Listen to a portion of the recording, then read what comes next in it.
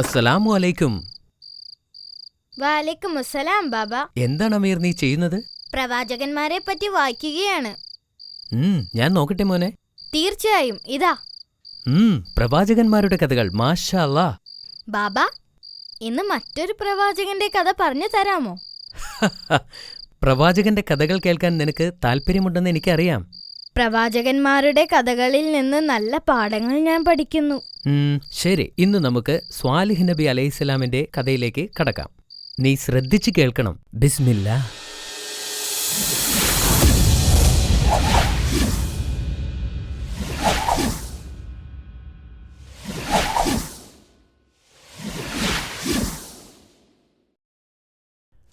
ആദ് സമുദായക്കാരുടെ പാപപ്രവർത്തികൾ കാരണം അള്ളാഹു ആദ് നഗരം നശിപ്പിച്ചു. അവിടെ പുതിയൊരു സമുദായം വളർന്നു വന്നു. അവർ സമൂദ് ഗോത്രം എന്ന് അറിയപ്പെട്ടു. അവരുടെ പൂർവികരെപ്പോലെ അവരും മലകളുടെ മുകളിൽ കെട്ടിടങ്ങൾ നിർമ്മിച്ചു. മനോഹരമായ വീടുകളിൽ അവർ താമസിച്ചു വന്നു. അവരുടെ കൃഷിസ്ഥലങ്ങൾ മികച്ചതായിരുന്നു. അവർ ധാരാളം കൃഷി ചെയ്തിരുന്നു. എന്നാൽ അവരുടെ സമ്പത്ത് വർദ്ധിച്ചതുപോലെ തന്നെ അവരുടെ ദുഷ്പ്രവൃത്തികളും വർദ്ധിച്ചു. സമൂദ് സമുദായക്കാരും അള്ളാഹുവിനെ ആരാധിച്ചിരുന്നില്ല. സമ്പന്നരും ഏകാധിപതികളുമായ ഗോത്രത്തിലെ അംഗങ്ങൾ വിഗ്രഹങ്ങളെ ആരാധിച്ചു. ആ കാലഘട്ടത്തിലായിരുന്നു സ്വാലിഹ് നബി ജീവിച്ചിരുന്നത്. അവൻ വളരെ നല്ലവനും ജ്ഞാനിയുമായ ഒരു വ്യക്തിയായിരുന്നു. ജനങ്ങൾ അദ്ദേഹത്തെ സ്നേഹിക്കുകയും അവൻ്റെ അത്ഭുതകരമായ ഗുണങ്ങളെ ആരാധിക്കുകയും ചെയ്തു. സമൂദ് സമുദായക്കാരും അവരുടെ പൂർവികരെപ്പോലെ വിഗ്രഹാരാധനയിൽ മുഴുകി. പ്രവാചകൻ ഇത് തിരിച്ചറിഞ്ഞു. അവരെ തിരുത്താൻ ശ്രമിച്ചു. ഗോത്രത്തലവന്മാർ ദുഷ്ടന്മാരും മോശമായവരുമാണെന്ന് സ്വാലിഹ് നബിക്ക് അറിയാമായിരുന്നു. അള്ളാഹുവിനെ ആരാധിക്കുന്നവരെ അവർ ശിക്ഷിച്ചു.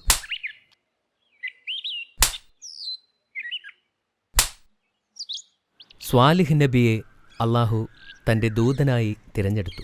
അവൻ ആരെയും ഭയപ്പെടുന്നില്ല. മഹാനും സർവശക്തനുമായ അള്ളാഹു അല്ലാതെ ആരെയും ഭയപ്പെടാതെ അദ്ദേഹം അള്ളാഹുവിനോട് പ്രാർത്ഥിച്ചു. മനുഷ്യരെ, നിങ്ങൾ അള്ളാഹുവിന് വഴിപ്പെടുക. അവനല്ലാതെ മറ്റൊരു ദൈവമില്ല എന്ന് സ്വാലിഹ് നബി അലൈഹിസ്സലാം പറഞ്ഞു.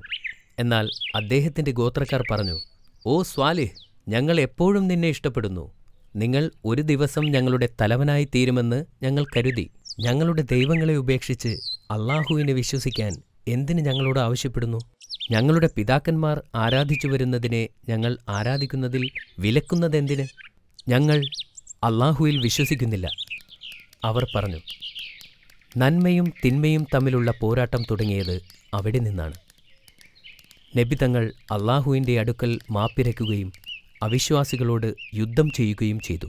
ഒരു ദിവസം പതിവ് പോലെ സമൂദ് ഗോത്രക്കാർ മലയുടെ മുകളിൽ വലിയ പാറകൾക്ക് ചുറ്റും കൂടി. അവർ ആ പാറയെ ആരാധിച്ചു. കുട്ടികൾ തങ്ങളുടെ പൂർവികരെ കണ്ട് അവരും ആ പാത പിന്തുടർന്നു. അവർ ആ പാറയുടെ തൃപ്തിക്കും അനുഗ്രഹത്തിനും വേണ്ടി ആണാടുകളെ ബലി കൊടുത്തിരുന്നു. സ്വാലിഹ് നബി ഇത് കണ്ടപ്പോൾ ദുഃഖിതനായി പറഞ്ഞു, എൻ്റെ സമൂഹമേ, ഏകദൈവത്തെ മാത്രം ആരാധിക്കുക. അപ്പോൾ അവരിൽ ഒരാൾ ചോദിച്ചു, നിങ്ങൾ എന്തിനാണ് അള്ളാഹുവിനെ മാത്രം ആരാധിക്കുവാൻ ഞങ്ങളോട് ആവശ്യപ്പെടുന്നത്? പ്രവാചകൻ പറഞ്ഞു, നിങ്ങളെ അവൻ സൃഷ്ടിച്ചു. അവൻ നിങ്ങൾക്ക് എല്ലാം തന്നു. സൂര്യൻ, ചന്ദ്രൻ, പർവ്വതങ്ങൾ, കടലുകൾ, നിങ്ങൾക്ക് ചുറ്റും കാണുന്നതെല്ലാം. ഒരു അത്ഭുതം കാണിച്ചു തരിക. തലവന്മാരിൽ ഒരാൾ ഇങ്ങനെ പറഞ്ഞു, ഞങ്ങൾക്ക് ഒരു അത്ഭുതം കാണിച്ചു തന്നാൽ ഞങ്ങൾ നിങ്ങളെ വിശ്വസിക്കും. ആ പാറയിൽ നിന്ന് ജീവനുള്ള ഒരു ഒട്ടകത്തെ ഉണ്ടാക്കാൻ നിന്റെ നാഥനോട് പറയുക. മറ്റൊരു തലവൻ പറഞ്ഞു, അതെ, ഒട്ടകം ഗർഭിണിയായിരിക്കണം. അവൻ ചിരിച്ചു. പ്രവാചകൻ കുറച്ചുനേരം ചിന്തിച്ചിട്ട് പറഞ്ഞു, അള്ളാഹു ഈ അത്ഭുതത്തെ കാണിച്ചാൽ ഏകദൈവമായ അള്ളാഹുവിൽ നിങ്ങൾ വിശ്വസിക്കുമോ? ഞാൻ അവൻ്റെ ദൂതനാണെന്നും നിങ്ങൾ വിശ്വസിക്കുമോ? അതെ, അവർ മറുപടി പറഞ്ഞു. അപ്പോൾ നബി അള്ളാഹുവിനോട് അവരുടെ ആവശ്യം നടത്തിക്കൊടുക്കുവാൻ പ്രാർത്ഥിച്ചു. അത്ഭുതമൊന്ന് പറയട്ടെ. ആദ്യം പാറക്കല്ലുകൾ തകരുന്ന ശബ്ദം കേട്ടു. അവിടെ ഒരു സുന്ദരിയായ ഒട്ടകം. അത് വലിയതും ഗർഭിണിയുമായിരുന്നു. ജനങ്ങൾ ഒട്ടകത്തെ കണ്ടപ്പോൾ ആശ്ചര്യപ്പെട്ടു. അവർക്ക് അവരുടെ കണ്ണുകളെ വിശ്വസിക്കാൻ കഴിഞ്ഞില്ല. ചിലർ കണ്ട കാര്യങ്ങൾ വിശ്വസിച്ചു. എന്നാൽ മറ്റു ചിലർ, പ്രത്യേകിച്ച് സമ്പന്നരും ശക്തരും, ഇത് മാജിക്കാണെന്ന് കരുതി. അള്ളാഹു തൻ്റെ മഹത്വം കൊണ്ട് ആ പാറയിൽ നിന്നും വരുത്തിയ ഒട്ടകത്തിൻ്റെ മുൻപിൽ പ്രവാചകൻ സാഷ്ടാംഗം നമസ്കരിച്ചു. ചിലർ പറഞ്ഞു, പ്രവാചകൻ പറഞ്ഞത് സത്യമാണ്, അള്ളാഹു യഥാർത്ഥ ദൈവമാണ്. അപ്പോൾ പോലും വിശ്വാസികളുടെ എണ്ണം വളരെ കുറവായിരുന്നു. മറ്റുള്ളവരുടെ മനസ്സ് ഇപ്പോഴും അള്ളാഹുവിൽ വിശ്വസിക്കാൻ തയ്യാറായിരുന്നില്ല.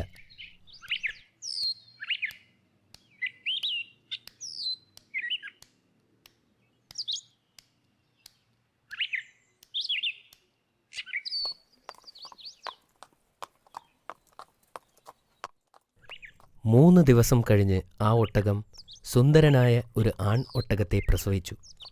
ആ ഒട്ടകം എല്ലായ്പ്പോഴും അവൻ്റെ അമ്മയെ പിന്തുടർന്നു.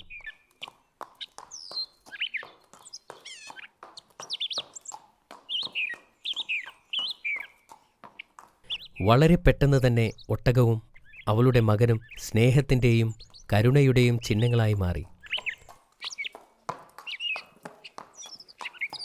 അപ്പോൾ പ്രവാചകൻ തൻ്റെ ജനത്തോട് പറഞ്ഞു, നിങ്ങൾ അള്ളാഹുവിന് വഴിപ്പെടുക, അവനല്ലാതെ ദൈവമില്ല. നിന്റെ രക്ഷിതാവിങ്കിൽ നിന്നുള്ള വ്യക്തമായ തെളിവും കൊണ്ടാണ് ഞാൻ പറയുന്നത്.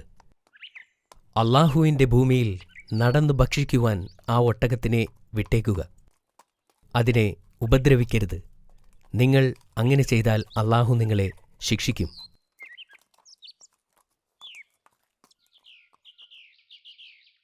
ഒട്ടകം ധാരാളം വെള്ളം കുടിക്കുമായിരുന്നു. കിണരരികിൽ നിന്നും ഒട്ടകം വെള്ളം കുടിക്കുമ്പോൾ മറ്റു ജീവജാലങ്ങൾക്കോ ആളുകൾക്കോ കിണറിനടുത്തേക്ക് പോകാൻ കഴിഞ്ഞില്ല.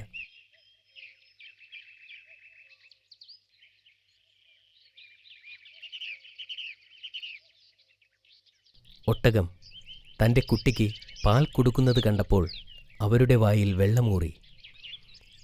അവർ പ്രവാചകന്റെ അടുത്ത് ചെന്ന് ചോദിച്ചു, ഒട്ടകം പാൽ ചുരത്തുന്നുണ്ട്. എന്തായാലും അത് മുഴുവൻ അതിൻ്റെ കുട്ടി കുടിച്ചു തീർക്കില്ല. അതുകൊണ്ട് ഞങ്ങൾക്ക് അതിൻ്റെ പാലെടുക്കുന്നതിന് അനുവാദം തരണം. അദ്ദേഹം ഒട്ടകത്തിന് വെള്ളം കൊടുക്കാൻ ആവശ്യപ്പെട്ടു. അത് വെള്ളം കുടിക്കുന്ന സമയം അവർക്ക് അതിൻ്റെ പാലെടുക്കാം. അടുത്ത ദിവസം അതിൻ്റെ പാൽ അതിൻ്റെ കുഞ്ഞിന് നൽകണം എന്ന് നബി തങ്ങൾ പറഞ്ഞു. അവർ അത് അംഗീകരിച്ചു.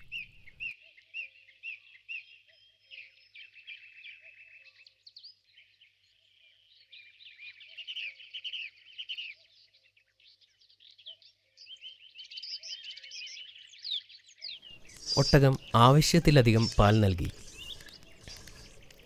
അത് സമൂദ് ഗോത്രത്തിലെ എല്ലാവർക്കും തികയുന്ന അത്രയും ഉണ്ടായിരുന്നു. ആദ്യമൊക്കെ അവർ സന്തോഷത്തോടെ കഴിഞ്ഞു. എന്നാൽ പിന്നീട് അവിശ്വാസികളുടെ ശബ്ദം ഉയരാൻ തുടങ്ങി.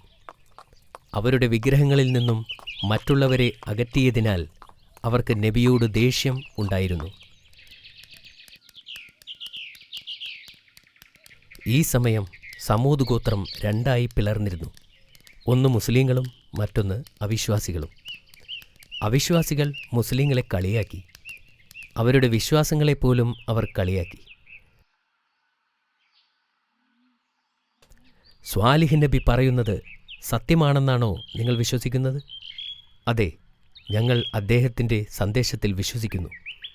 അള്ളാഹുവിൽ ഞങ്ങൾ വിശ്വസിക്കുകയും ചെയ്യുന്നു.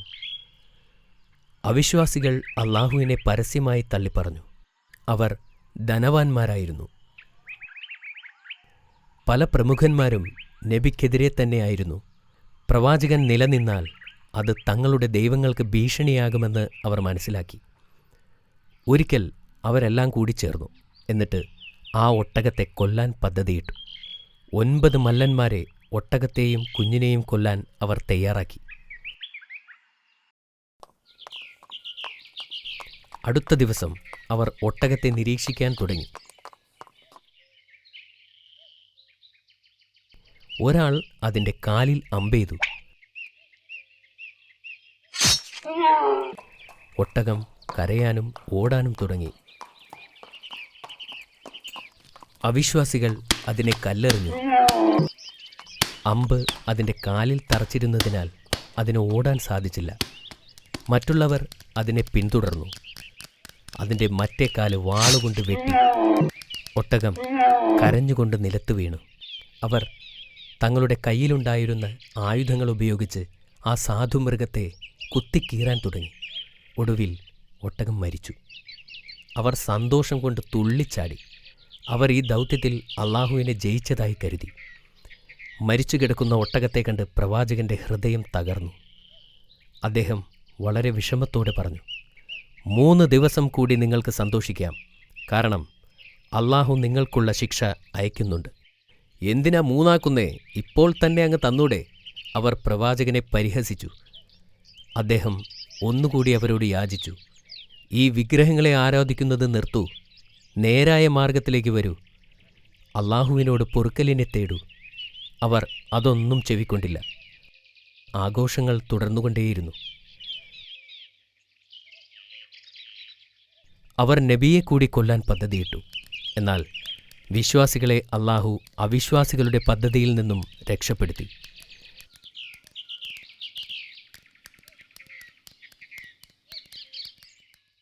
സ്വാലിഹ് നബി പറഞ്ഞ ശിക്ഷയുടെ നാൾ വന്നെത്തി.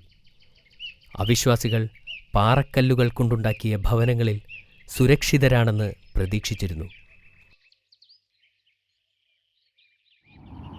പെട്ടെന്നൊരു ഇടിനാദം അവർ കേട്ടു. ഭൂമി കുലുക്കവുമുണ്ടായി. ആ ഭൂമിയെല്ലാം എല്ലാവരെയും കൊല്ലും വിധം ഇളകി മറിഞ്ഞു. അവരുടെ ബലമുള്ള വീടുകളോ കല്ലുകൊണ്ടുള്ള സുരക്ഷിത സ്ഥാനങ്ങളോ അവരെ രക്ഷിച്ചില്ല. എന്താണ് സംഭവിക്കുന്നതെന്ന് മനസ്സിലാകുന്നതിന് മുമ്പ് തന്നെ അവരെല്ലാം കൊല്ലപ്പെട്ടു.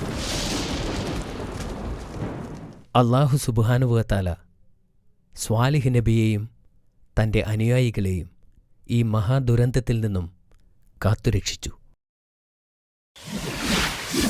ജനങ്ങളുടെ അഹങ്കാരത്തിനും അവിശ്വാസത്തിനും അവരുടെ ജീവനെ രക്ഷിക്കാനോ അവരുടെ വിഗ്രഹങ്ങളെ രക്ഷിക്കുവാനോ കഴിയുമായിരുന്നില്ല. അവരുടെ വലിയ കെട്ടിടങ്ങൾക്ക് യാതൊരു സംരക്ഷണവും നൽകാനായില്ല. സന്മാർഗം പ്രാപിച്ചവർ അള്ളാഹുവിനെ നേരിൽ കാണും. തീർച്ചയായും അള്ളാഹു പശ്ചാത്താപം ഏറെ സ്വീകരിക്കുന്നവനും കരുണാനിധിയുമാകുന്നു. എന്നിരുന്നാലും അള്ളാഹുവിൻ്റെ മുന്നറിയിപ്പുകൾ നാം അവഗണിക്കരുത്. സമൂദ് ജനതയുടെ കഠിനമായ ശിക്ഷ അതാണ് നമ്മളെ പഠിപ്പിക്കുന്നത്. മനസ്സിലായോ അമീർ? മാഷാ അല്ലാ, വളരെ നല്ല കഥയായിരുന്നു. നിനക്ക് ഇഷ്ടപ്പെട്ടല്ലോ? ചോദ്യങ്ങൾ ചോദിക്കൂ ബാബ. ശരി, നീ റെഡിയാണോ അമീർ? യെസ്. സമൂദികൾ ചെയ്തിരുന്ന പാപങ്ങൾ എന്തൊക്കെയാണ്? സമൂദികൾ വിഗ്രഹങ്ങളെ ആരാധിച്ചിരുന്നു. ഇത് ശരിയാണോ ബാബ? അത് വളരെ ശരിയാണ്. സമൂദ് ഗോത്രക്കാർ പ്രവാചകനെ വെല്ലുവിളിച്ചത് എങ്ങനെയാണെന്ന് നിനക്ക് ഓർമ്മയുണ്ടോ അമീർ? നബിയോട് അത്ഭുതം പ്രവർത്തിക്കാൻ ആവശ്യപ്പെട്ടു. എന്തായിരുന്നു നബി കാണിച്ച ആ അത്ഭുതം? അവർ കാണിച്ചു കൊടുത്ത പാറയിൽ നിന്നും ജീവനുള്ളതും ഗർഭിണിയുമായ ഒരൊട്ടകത്തെ നബി തങ്ങൾ പുറത്തെടുത്തു.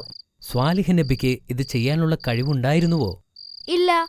നബി അള്ളാഹുവിനോട് പ്രാർത്ഥിച്ചപ്പോൾ ഒരു വലിയ ഗർഭിണിയായ ഒട്ടകം ആ കല്ലിൽ നിന്നു വന്നു. മാഷാ അല്ലാ. ഇനി അടുത്ത ചോദ്യം. സമൂദ് സമുദായത്തിൽപ്പെട്ടവർ എന്തിനെക്കുറിച്ചാണ് പരാതി പറഞ്ഞുകൊണ്ടിരുന്നത്? ഇതിന് നിനക്ക് ഞാൻ കുറച്ച് ഓപ്ഷൻസ് തരാം. ഓപ്ഷൻ എ, ഒട്ടകം അപകടകാരിയായിരുന്നു. ഓപ്ഷൻ ബി, ഒട്ടകം ആടുകളെ ഉപദ്രവിക്കുന്നു. ഇനി ഓപ്ഷൻ സി, ഒട്ടകം തങ്ങളുടെ വെള്ളം മുഴുവനും കുടിച്ചു തീർക്കുന്നതുകൊണ്ട്. സി. ഓപ്ഷൻ സി ആണ്. അതെ, ശരിയാണ്. ഒട്ടകം വളരെ വലുതായതിനാൽ അത് ധാരാളം വെള്ളം കുടിക്കുമായിരുന്നു. അടുത്ത ചോദ്യം ഇതാ. അള്ളാഹു സമൂദികളെ എങ്ങനെയാണ് ശിക്ഷിച്ചത്? ഭയാനകമായ ഭൂമി കുലുക്കവും ഇടിമുഴക്കവും കൊണ്ടാണ് അവരെ അള്ളാഹു ശിക്ഷിച്ചത്. എല്ലാം ശരിയാക്കി. താങ്ക് യു ബാബ. ഇൻഷാ അല്ലാ. അമീർ, നാളെ ഞാൻ നിനക്ക് ഇബ്രാഹിം നബി അലൈഹിസ്സലാമിന്റെ കഥ പറഞ്ഞു തരാം. ഗുഡ് നൈറ്റ് ബാബ.